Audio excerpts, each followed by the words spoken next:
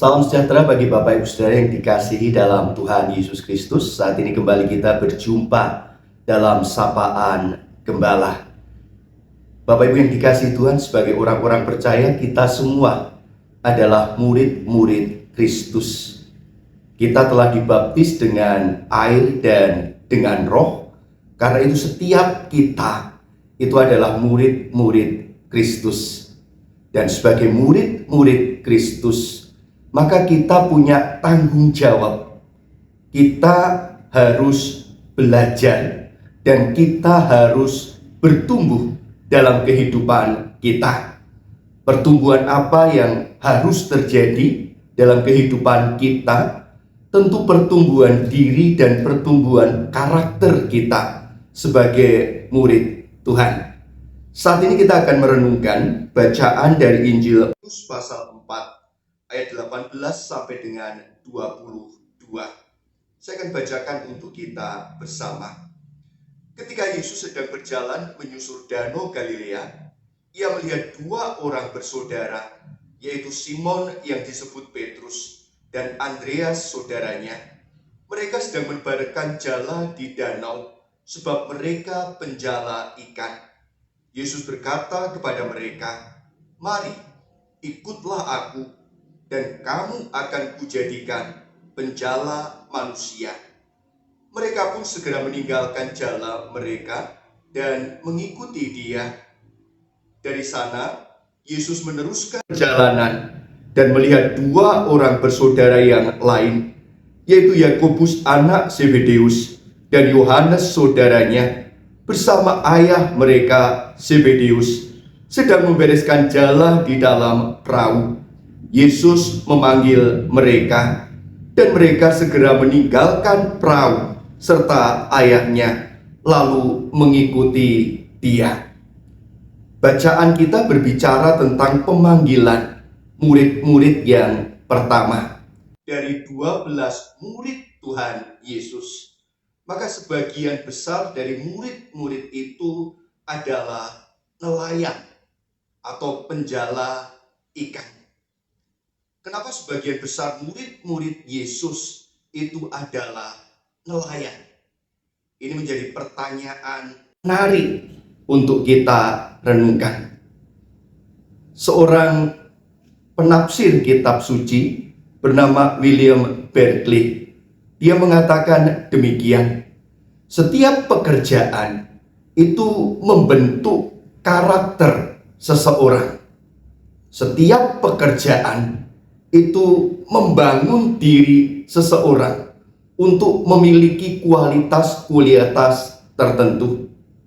Dan nelayan-nelayan yang dipilih oleh Tuhan, pekerjaan mereka sebagai nelayan itu membentuk karakter-karakter baik tertentu.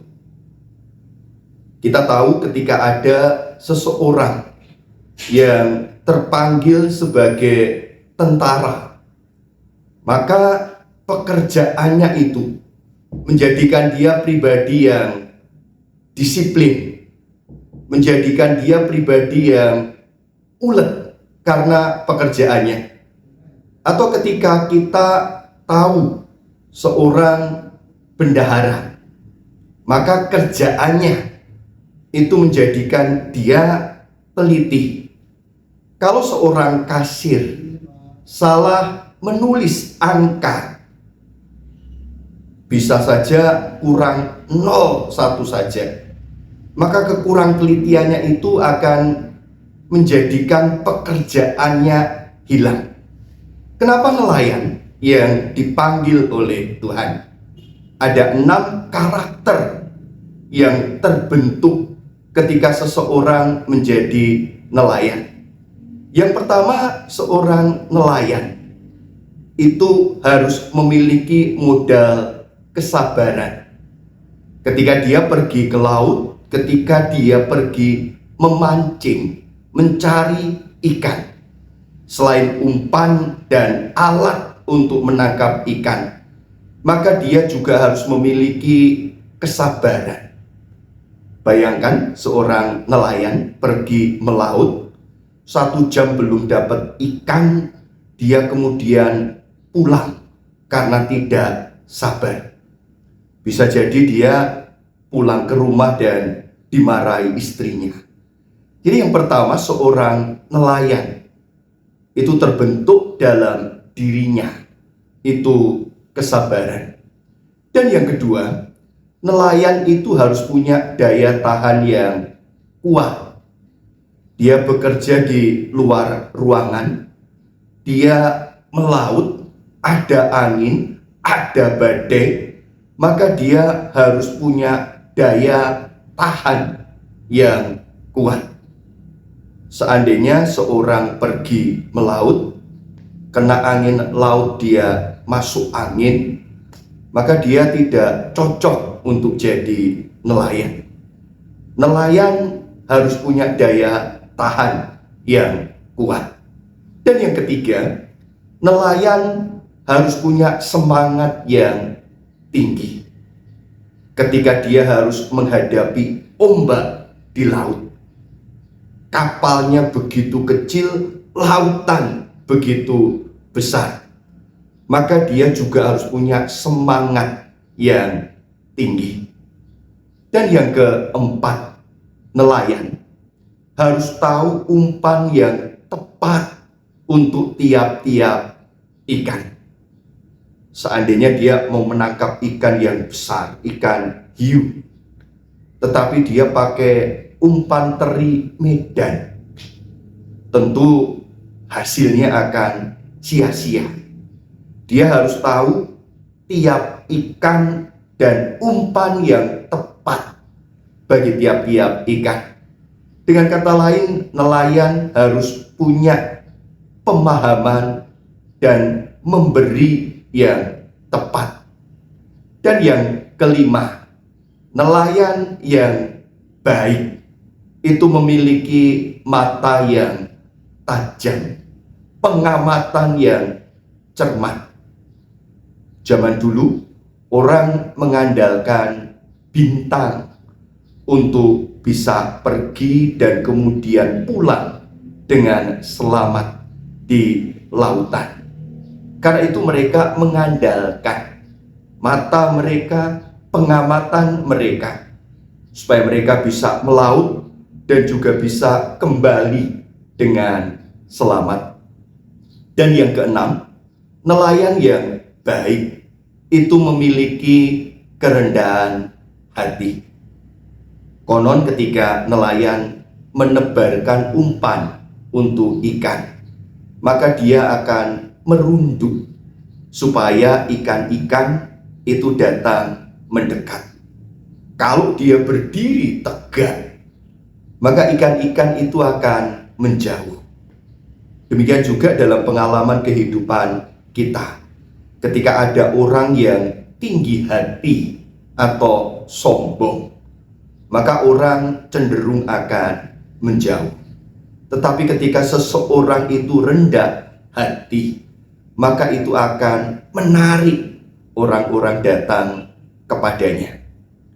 Jadi nelayan yang baik itu membentuk dan terbentuk dalam dirinya karakter-karakter murid yang baik juga.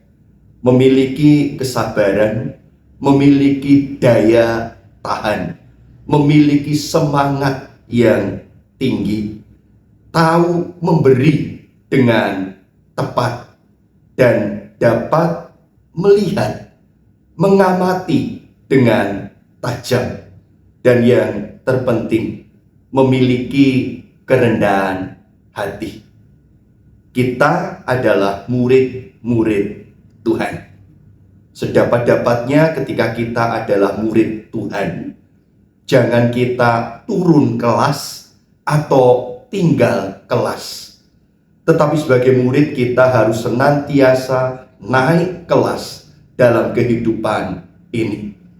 Dan karakter murid itu mari kita wujudkan dalam kehidupan kita sebagai murid-murid Kristus. Kapan kita selesai menjadi murid? Ketika Tuhan memanggil kita.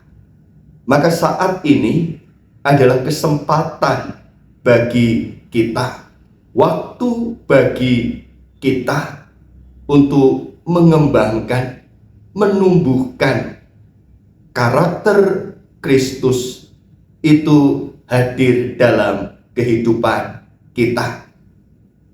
Kepada kita telah dikaruniakan Roh Kudus Allah yang mendorong, yang mengajak, yang mengingatkan kita akan teladan dan tujuan kehidupan kita.